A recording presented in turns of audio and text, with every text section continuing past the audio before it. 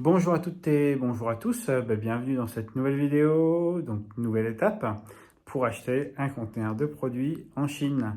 Donc pour toutes celles et tous ceux qui n'ont pas encore téléchargé la formation offerte, comme d'habitude, le lien est en description. On se retrouve tout de suite pour la nouvelle étape.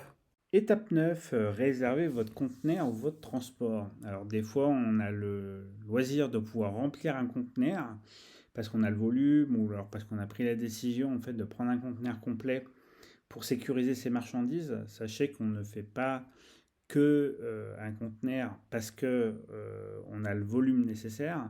Des fois, il y a des solutions où on préfère, ou sur des produits à risque, on préfère faire transporter ces marchandises uniquement dans un conteneur, entre guillemets, un conteneur privé, et pas en groupage, parce qu'on n'a pas envie que notre marchandise soit mélangée avec d'autres produits. Donc sachez que quand on fait du groupage, tout est mélangé. Donc si vous avez des marchandises qui sont sensibles, ou si vous avez des marchandises qui sont cassables, euh, quoi, fragiles entre guillemets, vous pouvez peut-être penser à réserver votre propre conteneur.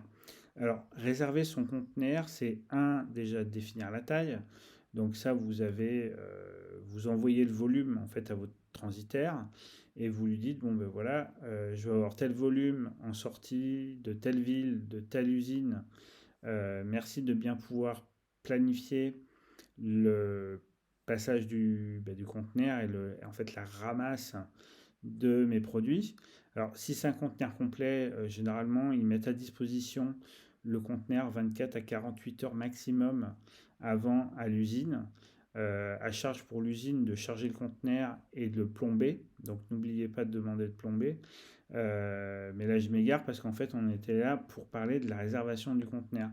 Donc, le conteneur, réservez-le 3 semaines avant la date prévue, ou en tout cas, donnez l'information à votre transitaire pour que lui il puisse prévoir auprès de son agent ou de son bureau en fait sur place de planifier un conteneur pour vous.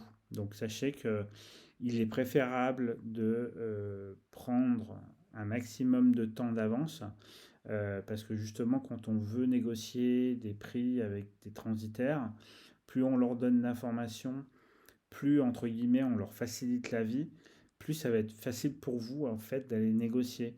Si vous travaillez toujours dans l'urgence, ils seront moins enclins à vous faire des prix plus bas. Donc c'est aussi une des clés pour baisser ses coûts, c'est d'anticiper au maximum les choses. Merci beaucoup d'avoir suivi cette vidéo. Ravi que vous ayez pu la consulter. J'espère qu'elle vous a plu. Si c'est le cas, n'hésitez pas à liker, à partager et à commenter. Si vous avez des questions, c'est avec grand plaisir que j'y répondrai. Et pour ceux et celles qui souhaitent aller plus loin, vous avez le programme 90 jours pour réussir dans l'import-export. Donc c'est une formation intensive pour ceux qui veulent vraiment se lancer dans l'import-export. Je vous accompagne à chaque étape, on fait tout ensemble. L'objectif, c'est que vous obteniez votre première commande le plus rapidement possible. Donc, si c'est quelque chose qui vous intéresse, n'hésitez pas à cliquer sur le lien. Vous aurez tout le détail du programme. Et en tout cas, je vous remercie d'avoir suivi cette vidéo.